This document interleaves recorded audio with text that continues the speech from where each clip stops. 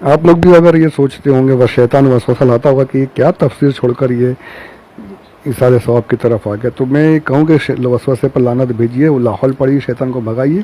یہ اس لیے بتا رہا ہوں کہ آپ لوگوں کو معلومات حاصل ہو جائے، دل مطمئن رہے کہ ہمارا جو بھی عمل ہے وہ قرآن اور حدیث، قرآن پاک، حدیث شریف اور اجماع امت، علماء کے، اولیاء کرام کے واقعات سے، ان کے اقوال سے ثابت ہے، کوئی اس میں نئی بات نہیں ہے۔ تو آئیے اس کو آگے بڑھاتے ہیں، اس گفتگو کو۔ یہی امام نووی اپنی دوسری کتاب الاذکار میں لکھتے ہیں کہ حضرت احمد بن حنبل ارشاد فرماتے ہیں اذا دخلتم المقابر، جب تم قبرستان میں جاؤ، فقرؤوا بفاتحة الكتاب والمعوذتين وقل هو الله احد، جب تم قبرستان میں جاؤ تو سورہ فاتحہ پڑھو، سورہ فلق اور سورہ ناس پڑھو، اور سورہ اخلاص قل هو الله احد شریف پڑھو، واجعلوا ثواب ذلك لأهل المقابر، اور اس کا ثواب تمام قبرستان والوں کو بخش دو، فإنه يصل إليهم، تو یہ ثواب ان تمام قبرستان والوں کو پہنچتا ہے۔ یہ کرنے کی وجہ کیا ہے؟ فرمایا قبرستان میں جب ہم جاتے ہیں تو قبرستان میں جا کر ہمیں عبرت حاصل کرنا، جو جا رہا ہے، جو زائر ہے، اسے عبرت حاصل کرنا چاہیے، اور جس کی زیارت کے لیے جا رہے ہیں، یعنی جو مردہ ہے، جس کی قبر پر جا رہے ہیں، اسے ہم سے فائدہ پہنچے۔ اور فائدہ کیسے پہنچے گا؟ ہم اسے ایصال ثواب کریں۔ تو یہ یہاں پر ثابت ہو گیا اس روایت سے جو کتاب الاذکار میں منقول ہے کہ جا کر سورہ فاتحہ وغیرہ پڑھنا چاہیے۔ اور مرقات شریف کی ایک روایت اور نقل کرتے ہیں، جلد 4 صفحہ نمبر 181 میں ہے کہ جب انصار میں سے کسی کا انتقال ہو جاتا، انصار یعنی صحابہ جو تھے، ان میں سے کسی کا انتقال ہو جاتا تو وہ اس کی قبر پر جمع ہوتے اور وہاں پر قرآن پاک پڑھتے۔ صاف الفاظ ہیں، کانت الانصار اذا مات لهم المیت احتفلوا الى قبره یقرؤون القرآن، وہاں جمع ہو کر اختلافو، وہاں جمع ہو کر بیٹھتے اور قرآن پاک کی تلاوت کرتے۔ یہ بالکل ثابت ہے، مرقات شریف کی حدیث پاک ہے، مطلب یہ مرقات شریف کی عبارت ہے۔ تو یہ جب پڑھنا جائز ہے، سب کچھ سب پتہ چل رہا ہے، تو پھر کیوں منع کیا جاتا ہے؟ میرے سمجھ میں یہ بات آتی ہی نہیں۔ ایک اور بڑی ہی پیاری روایت ہے، یہ بھی مرقات شریف کے ہی حوالے سے، جلد نمبر 4 صفحہ نمبر 81۔ یہ روایت حضرت ابو محمد سمرقندی رحمۃ اللہ تعالی علیہ فضائل قل هو اللہ احد شریف کے فضائل میں لکھتے ہیں، اور روایت کس سے ہے؟ کس سے نقل ہے؟ حضرت علی رضی اللہ تعالی عنہ سے، کہتے ہیں ان علی مرفوعا، مرفوع روایت حضور کی حدیث پاک، حضرت علی فرماتے ہیں من مر علی المقابر، جو قبرستان جائے، وقرأ قل هو اللہ احد، جو پوری سورہ، ایک سورہ اخلاص، 11 مرۃ، جو قبرستان جائے اور 11 مرتبہ سورہ اخلاص پڑھے۔ اس کو یاد کر لیجیے، قبرستان جائے تو یہ عمل کریں انشاءاللہ، اس کی فضیلت کیا ہے وہ بھی سماعت فرمائیں۔ 11 مرتبہ سورہ اخلاص پڑھے، ثم وہب اجرہ للاموات آتا من الاجر بعدد الاموات، قبرستان میں جتنے ہیں سب کو ثواب کر دے، سب کو ایصال ثواب کر دے۔ دیکھیے صاف صاف ارشاد فرما جا رہا ہے، ثم وہبا، ہبا کر دیا، اجرہ للاموات یعنی ایصال ثواب کر دیا۔ الفاظ وہی معنی ہے کہ 11 مرتبہ پڑھے اور اس کا ثواب تمام قبرستان والوں کو ایصال ثواب کر دے، تو سب کو ثواب پہنچے گا، اور جس نے پڑھا ہے اس قبرستان میں جتنے مردے ہیں ان سب کی گنتی کے برابر اسے ثواب پہنچے گا۔ سبحان اللہ، سبحان اللہ، سبحان اللہ۔ یہ کون کہہ رہا ہے؟ حضرت علی حضور اکرم صلی اللہ علیہ وآلہ وسلم کی حدیث پاک نقل کر رہے ہیں۔ سبحان اللہ۔ تو الحمدللہ میرا یہ عمل ہے، جب بھی پہنچتا ہوں یہ ضرور کرتا ہوں، تو آپ لوگ بھی کیجئے، انشاءاللہ بہت ثواب کمائیں گے انشاءاللہ عز و جل۔ اور ایک بڑی ہی پیاری حدیث پاک اور نقل کرتے ہیں، یہ بھی مرقات شریف اسی صفحہ نمبر پر ہے، جلد 4 صفحہ نمبر 81۔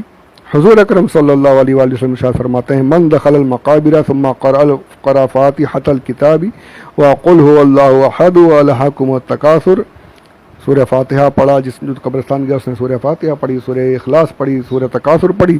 ثم قال انی جعلت ثواب ما قرأت من کلامک لأہل المقابر والمؤمنین والمؤمنات. پڑھنے کے بعد اس نے دعا کی، یا اللہ میرے تمام جو کچھ میں نے پڑھا اس کا ثواب اس قبرستان والوں کو اور جو بھی مومن مومنات ہیں سب کو میں ثواب نظر کرتا ہوں، ایصال کرتا ہوں. تو اس کا فائدہ کیا ہوگا؟ حضور فرماتے ہیں کانوا شفعاء لہ الی اللہ تعالی، وہ سارے کے سارے مرد عورت قبرستان والے جو بھی ہیں وہ سب اس کے لیے قیامت کے دن اللہ کے یہاں شفاعت کریں گے، اس کی سفارش کریں گے. سبحان اللہ. اب یہ لوگ آ جاتے ہیں یہ حدیث ضعیف ہے، یہ ہے. ارے میں کہتا ہوں حدیث ضعیف ہے، سند میں ضعف ہے، حدیث تو ہے. اگر سند میں کمزوری ہے بھی تو پھر اس کے علمی باتیں ہیں کہ حدیث اگر ضعیف بھی ہے تو صحیح کیسے، صحیح کے مقام پر کیسے پہنچتی. تعدد روایات سے، الگ الگ طریقے کی جو روایت ہوتی ہیں ان سے پہنچنے سے وہ حدیث میں تقویت آ جاتی ہے. پر اس کو چھوڑیے، اس کو جانے دیجیے. اتنا تو ہے کہ اگر تمہیں ضعف لگ بھی رہا ہے تو پر حدیث تو ہے نا، سرکار کی حدیث تو ہے. اور کس پر ہے؟ فضائل پر ہے. جب فضیلت میں جب ثابت ہے کہ ضعیف حدیث بھی مقبول ہے، یہ ایک اصول ہے حدیث پاک کا کہ فضیلت میں، فضائل کے باب میں ضعیف حدیث کو بھی قبول کیا جاتا ہے. تو پھر کس بنا پر ہمیں روکتے ہو یار؟ کس بنا پر منع کرتے ہو؟ مجھے تو ایک بات سمجھ میں آتی ہے کہ یہ روکنا یہ شیطان کی طرف سے ان کو وسوسہ آ گیا ہے. یہ چاہتے ہی نہیں کہ دوسرا جو ہمارا بھائی انتقال کر کے جا چکا ہے، جو ہماری بہن جا چکی ہے، ہماری طرف سے اسے کوئی فائدہ پہنچے. یہ مسلمانوں کا بھلا نہیں چاہتے، اور جو بھلا نہیں چاہتا اس کے بارے میں حضور کیا فرماتا ہے؟ مسلمان کون ہے؟ سرکار کی حدیث پاک ہے مسلمان وہ ہے المسلم من احب لاخیہ ما احب لنفسہ، جو اپنے بھائی کے لیے بھی وہی پسند کرے جو اپنے لیے پسند کرتا ہے. تو میں تو یہ چاہوں گا کہ جب میں مروں تو میرے لیے لوگ دعا کریں، میرے لیے مغفرت کی دعائیں کرتے رہے، میرے لیے خوب ایصال ثواب کریں. ہر کوئی یہی چاہے گا کہ میرے مرنے کے بعد میرا بچہ، میرے بھائی، میری بہن، تمام مومن میرے لیے دعا کرے. جب میں اپنے لیے یہ چاہتا ہوں تو میرے لیے ضروری ہے کہ میں اپنے بھائی کے لیے بھی جو مردہ ہو چکے ہیں، جو جا چکے ہیں دنیا سے، ان کے لیے بھی میں یہی چاہوں کہ سب کے سب ان کے لیے دعائیں مغفرت کرتے رہیں، ان کے لیے ایصال ثواب کرتے رہیں. تو جب میں یہ چاہوں گا تو پھر میں مومن کی اس جو کسوٹی ہے اس پر پورا اتروں گا. اور جو یہ نہیں چاہتا، جو دعا سے منع کرتا ہے، تو وہ اس کسوٹی پر پورا نہیں اترتا. یہ حدیث پاک ہے کہ جو اپنے بھائی کے لیے جب تک کہ وہ پسند نہ کرے، جو اپنے لیے پسند کرتا ہے، پھر وہ مسلمان کہلانے کے لائق نہیں ہے. تو یہاں پر مجھے یہی سمجھ میں آتا ہے کہ ان کو مسلمانوں کی جو بھلے کی باتیں وہ یہ کرانا نہیں چاہتے. تو اللہ ہمیں ایسے فتنوں سے محفوظ فرما. اور ایصال ثواب پر کئی احادیث پاک بھی ہیں، کئی روایت ہیں کہ صحابی آئے کہ یا رسول اللہ میرے ابا کا انتقال ہو گیا ہے، میں موجود نہیں تھا، میں اب کیا ان کی طرف سے کچھ ثواب کر سکتا ہوں، نماز پڑھ سکتا ہوں؟ انہوں نے فرمایا تم پڑھ سکتے ہو. کسی نے آ کر کہا، ایک صحابی آئے کہ یا رسول اللہ میری امی کا انتقال ہو گیا، کیا میں ان کی طرف سے حج کر سکتی ہوں؟ انہوں نے فرمایا ہاں تم ان کی طرف سے حج کرو. اگر تمہاری ماں زندہ ہوتی تو اور تمہارا انتقال ہوتا وہ بھی تمہارے لیے وہ بھی حج کرتی. یعنی یہاں پر اعمال کرنے کا ثواب بالکل حدیث پاک میں ثابت ہے. کئی روایت یہاں موجود ہے. اس میں ایک بڑی مشہور روایت جو ہے وہ حضرت سعد رضی اللہ تعالیٰ عنہ کے تعلق سے بڑی مشہور ہے کہ وہ صحابی حضرت سعد رضی اللہ تعالیٰ عنہ کی والدہ ماجدہ کا انتقال ہوا. وہ آئے، عرض کیا رسول اللہ میری امی کا انتقال ہو گیا، کیا میں انہیں اب بھی کوئی ثواب پہنچا سکتا ہوں، کچھ خیر کر سکتا ہوں ان کے لیے؟ تو حضور نے فرمایا ہاں بے شک کر سکتے ہو. تم ایک کام کرو، پانی، ان کے لیے پانی کا انتظام کر دو، لوگ پانی پئیں گے تو انہیں ثواب پہنچتا رہے گا. آپ آئے اور آپ نے ایک کنواں کھدوایا، اور کنواں کھدوانے کے بعد جب اس میں پانی وغیرہ آ گیا تو آپ نے فرمایا ھذہ لأم سعد، یہ کنواں جو ہے یہ میری ماں کے لیے ہے. یعنی جو بھی اس میں سے پانی پیتا رہے گا اس کا ثواب میری ماں کو پہنچتا رہے گا. یہاں پر یہ ثابت ہوا کہ کنواں آپ کے سامنے تھا، آپ نے وہاں صحابی نے آ کر کہا کہ یہ میری ماں کے لیے اس کنویں کے پانی کا ثواب میری ماں کو پہنچتا رہے. تو یہ جو اعتراض کرتے ہیں کہ ایصال ثواب میں کھانا سامنے رکھ کے فاتحہ دیتے ہو، ایسا کرتے ہو، وہ سب غلط ہے. تو یہ بھی ثابت ہوا کہ ایک چیز کو سامنے رکھ کر دعا کرنا یہ بھی صحابی کی سنت ہے. تو سامنے تو رکھیں گے نا ہم بھی. جب صحابی نے رکھا تو ہم صحابی کی سنیں گے، کسی اور کی کیوں سنیں؟ حضور نے جو عمل کیا، تو یہ کہنا فلاں چیز فلاں کے لیے ہے، اس پر بھی کہتے ہیں کہ تم کہتے ہیں غوث پاک کا بکرا ہے، یہ ایسا تم نے جو کہہ دیا غوث پاک کی نیاز کے لیے بکرا ہے تو یہ حرام ہو گیا، اللہ کے سوا کسی اور کا نام. تو یہ کیا ہے؟ صحابی کہہ رہے ہیں کہ کنویں پر نام لے رہے ہیں کہ یہ کنواں میری ماں کے لیے ہے. صحابی کا عمل ہے کہ کنویں کے اوپر آپ نے نام لیا کہ یہ کنواں میری ماں کے لیے، تو پتہ چلا کہ کسی چیز پر کسی اور کا، اللہ کے سوا کسی اور کا نام لے لینا اس چیز کو حرام نہیں کرتا، بالکل جائز رکھتا ہے، یہ بدعت نہیں بلکہ صحابی کی سنت ہے، تو اس میں کوئی حرج نہیں۔ کئی ہر چیز کا جواب موجود ہے کتابوں میں، سب کچھ موجود ہے، بس یہ ہے کہ ہمیں علم حاصل کرنے کا شوق ہونا چاہیے۔ اب ایک بڑی ضروری بات ہے جس کو یہ لوگ قرآن پاک سے لاتے ہیں اور جس پر اعتراض بڑے دھڑلے سے کرتے ہیں کہ دیکھو قرآن میں صاف صاف فرمایا جا رہا ہے، اور وہ آیت کیا ہے؟ آیت کا حصہ یہ ہے وَأَنَّ لَيْسَ لِلْإِنسَانِ إِلَّا مَا سَعَى، کہ انسان کے لیے وہی ہے، انسان وہی پائے گا جو اس نے اپنی کوشش کی۔ یہ آیت ہے، بے شک قرآن کی آیت ہے کہ دیکھو کہتے ہیں دیکھو انسان کو وہی ملے گا جو اس نے کیا، جو اس نے نماز پڑھا، جو اس نے روزہ رکھا، جو اس نے عمل کیا، اس کا ثواب ملے گا۔ تم ثواب جو پہنچانے کی بات کرتے ہو وہ صحیح نہیں ہے، وہ صحیح نہیں ہے، سب بھول جاتے ہیں، حدیث وغیرہ کچھ نہیں، سب بولے صحیح ہے، ایسا ہے ویسا ہے، غلط ہے۔ قرآن یہ کہہ رہا ہے کہ یہ انسان کو وہی ملے گا جو اس نے کیا ہے۔ تو اس کے کئی جواب دیے گئے ہیں۔ پہلا تو جواب یہ ہے کہ یہ آیت منسوخ ہے، یہ آیت منسوخ ہے جو اس کے اللہ تبارک و تعالیٰ نے اپنے دوسرے ارشاد سے منسوخ فرما دیا ہے۔ ایک یہ وہ آیت یہ ہے جس سے منسوخ ہوئی، والذین آمنوا واتبعتہم ذریتہم بایمان الحقنا بہم ذریتہم، یہ پوری آیت وہاں موجود ہے جس سے یہ آیت منسوخ ہو گئی۔ ایک جواب یہ ہوا۔ دوسرا جواب یہ ہے کہ یہ آیت بنی اسرائیل وغیرہ کے لیے تھی، کہ اس وقت میں اس وقت کے لوگوں کے لیے تھی، ہمارے لیے نہیں ہے، یعنی موسیٰ علیہ السلام کے لیے یہ آیت تھی، ان کی قوم کے لیے، یہ ہمارے لیے یعنی امت محمدی کے لیے یہ حکم نہیں ہے، یہ ان کا ذکر کیا جا رہا ہے۔ اور تیسرا جواب یہ ہے کہ جو کہا گیا ان للانسان، جو انسان کا جو ذکر کیا گیا، اس سے مراد مومن نہیں بلکہ جو کفار ہیں ان سے مراد لی جا رہی، کہ کافروں کو کوئی ثواب وغیرہ جو زندہ ثواب پہنچائے وہ نہیں پہنچنے والا۔ تو کئی یعنی ہر چیز کا جواب موجود ہے، بس یہ ہے کہ اللہ غنی۔ یہ بھی بڑا ہی پیارا، یہ تو اور بڑا ہی پیارا جواب ہے کہ جو یہ ذکر کیا گیا ہے کہ انسان صرف وہی پائے گا جو اس نے خود سے کوشش کی، یعنی جو بھی اس نے عمل کیے۔ اس کا مطلب یہ ہے کہ اگر اللہ تعالیٰ کے نظام میں اگر عدل کی بات ہوتی تو یہ شخص کسی دوسرے کے عمل کا فائدہ حاصل نہ کر سکتا، لیکن نظام قدرت میں فضل بھی داخل ہے۔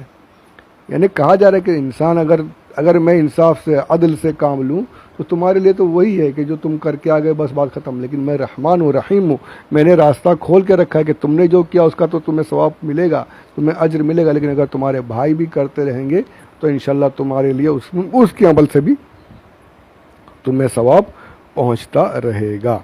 سبحان اللہ۔ تو یعنی یہ ان کا جو اعتراض ہے اس کا بھی ہر طرف سے جواب دیا جا چکا ہے۔ اب یہ جو ہم جو فاتحہ پڑھتے ہیں یہ بھی کوئی ہمارا بنایا ہوا نہیں ہے، یہ بھی الحمدللہ برسوں سے صدیوں سے چلا آ رہا ہے۔ علامہ شامی اپنی کتاب جو شامی کے نام سے مشہور ہے اس کی جلد اول، اس میں ارشاد فرماتے ہیں، صفحہ نمبر ہے 666 666 والیوم 1، کہتے ہیں کہ وَفِي الشَّرْحِ اللُّبَابِ وَيَقْرَأُ۔ اچھا، اس کے پہلے کئی اور آپ نے عبارات دوسری کئی حوالوں سے یہاں پر کئی کتابوں سے حوالے دیے ہوئے ہیں۔ امام سیوطی کا ہے کہ عمل قرۃ علی القبر فجزم بمشروعیتها اصحابنا وغیرہم، کہ فرماتے ہیں کہ قبر کے پاس قرآن شریف پڑھنا، اس پر تو تمام ہمارے اصحاب بالکل اس کو جائز مانتے ہیں، اس کے جواز میں کوئی شک نہیں۔ امام نووی فرماتے ہیں کہ تو امام نووی اور اپنی دوسری کتاب میں اس کا بھی یہاں پر ذکر ہے، فرماتے ہیں کہ شرح مہذب، جو شرح المہذب کتاب کا نام ہے، اللہ غنی، اس میں کہتے ہیں کہ قبروں کی زیارت کرنے والے اس کے لیے مستحب یہ ہے کہ جتنا ہو سکے قرآن پاک پڑھے اور اس کے بعد قبرستان والوں کے لیے دعا کرے۔ امام شافعی رحمۃ اللہ تعالی علیہ نے اس پر نص فرمائی ہے، اس پر آپ کے اصحاب کا بھی اتفاق ہے۔ دیکھیے سب کا اتفاق ہے کہ قبر کے پاس قرآن شریف پڑھنا، قبر کے پاس نہیں پڑھ رہے گھر پر پڑھ رہے سارے ثواب کرنا بالکل جائز ہے، ہر طریقے سے جائز ہے، کچھ غلط نہیں ہے۔ اب فاتحہ کے بارے میں بھی دیکھیے یہ عبارت ہے، اس کے بعد انشاءاللہ اس گفتگو کو سمیٹتا ہوں۔ بہت کچھ ہے پر میں انشاءاللہ اس میں مزید اور کچھ نہیں کہوں گا، اس کو سمیٹ لیں، جتنا کہا گیا اتنا بھی بہت ہے۔ اللہ ہمیں قائم رکھے۔ اب یہ فاتحہ کا جو طریقہ ہمارا جو طریقہ چلتا ہے، جس طریقے سے ہم فاتحہ وغیرہ دیتے ہیں، تو علامہ ابن عابدین شامی نقل کرتے ہیں کہ شرح لباب میں ذکر کیا گیا کہ قرآن پاک جہاں سے آسان ہو پڑھے، ما تیسر لہ من الفاتحۃ و اول البقرہ، سورہ بقرہ کے شروع کی جو آیت ہے سورہ فاتحہ ہے، شروع کی آیت یعنی مفلحون تک، اور اس کے بعد آیت الکرسی پڑھے اگر یاد ہے، آمن الرسول پڑھے، سورہ بقرہ کی آخری آیت، سورہ یاسین شریف پڑھنا ہو تو سورہ ملک پڑھے، قبر کے پاس جو بھی یاد ہے پڑھے، سورہ تکاثر، سورہ اخلاص۔ دیکھیں سورہ فاتحہ ہر جگہ ہے، سورہ فاتحہ سب نے کہا سورہ فاتحہ پڑھنا ہے، سورہ فاتحہ پڑھنا ہے، تو اسی لیے فاتحہ کہا جاتا ہے، اسی لیے فاتحہ کہتے ہیں کہ قرآن شریف میں سے جو یادیں پڑھے، لیکن فاتحہ سب نے ذکر کیا کہ فاتحہ، سورہ فاتحہ پڑھے، اسی لیے اسے فاتحہ کہا جاتا ہے۔ تو ہمارے یہاں بھی یہی ہوتا ہے کہ سورہ کافرون، سورہ فلق، سورہ ناس، سورہ اخلاص اور الف لام میم کی شروع کی آیات اور سب، اور خاص طور پہ سورہ فاتحہ سب ملا کر کے پڑھتے ہیں۔ اور پھر انہوں نے بھی یہی کہا کہ اچھا یہاں پر یہ بھی کہ سورہ اخلاص کو 11 مرتبہ پڑھے، 12 مرتبہ پڑھے، جتنا اسے آسانی ہو اتنا پڑھے، اور بعد میں کیا کہے، یا اللہ میرا یہ ثواب جو کچھ میں نے پڑھا اس کا ثواب میں ان قبرستان والوں کو پہنچاتا ہوں، اس کو اس ایک کے لیے اگر کریں تو اس ایک کے لیے کہ اسے پہنچاتا ہوں، یا اگر سب کے لیے کریں تو سب کے لیے دعا کرے یا اللہ یہ ثواب سب کو پہنچا۔ تو انشاءاللہ یہ بالکل جائز ہے، بالکل ثابت ہے، الحمدللہ۔ تو اس میں کئی اور بھی عبارات وغیرہ روایات نقل ہیں، پر ان سب کو یہاں پر اب میں روک دیتا ہوں، بات کافی طویل ہو جائے گی۔ سمجھنے والوں کے لیے اتنا بھی بہت ہے۔ اللہ عز و جل ہمیں سمجھنے کی توفیق عطا فرمائے، مجھے صحیح طریقے سے سمجھانے کی توفیق عطا فرمائے، ہم سب کو مذہب اہل سنت پر قائم و دائم رہنے کی، سنیت پر قائم رہنے کی توفیق عطا فرمائے، اور گمراہوں سے، بد مذہبوں سے بچنے کی، ان کے وسوسوں سے بچنے کی ہم سب کو توفیق عطا فرمائے، آمین بجاہ النبی الامین صلی اللہ علیہ وسلم۔ تو اب اس جگہ پر ہماری سورہ بقرہ کی آیت نمبر 3 کی جو تفسیر جو ہے کتابوں سے جو میں پڑھ رہا ہوں ان کتابوں سے اسے مکمل ہوئی۔ انشاءاللہ اگلے آڈیو میں آیت نمبر 4 کے بارے میں سماعت کریں گے۔ اللہ ہمیں سمجھنے کی توفیق عطا فرمائے اور اس سلسلے کو مکمل فرمائے، دوسروں تک پہنچائیں، شیئر کریں، خوب پہنچائیں، انشاءاللہ ثواب ملتا رہے گا۔ رمضان کا مہینہ ہے تو انشاءاللہ رمضان میں جتنا زیادہ کوشش کریں گے، تھوڑے سے کا بھی ثواب بہت ہے، تو انشاءاللہ یہ جو اس بوسٹ جو لگا ہوا ہے اس کا فائدہ اٹھائیں۔ اللہ ہم سب کو ہماری عبادات کو قبول فرمائے، آمین بجاہ النبی الامین صلی اللہ علیہ وسلم، وما علینا الا البلاغ المبین۔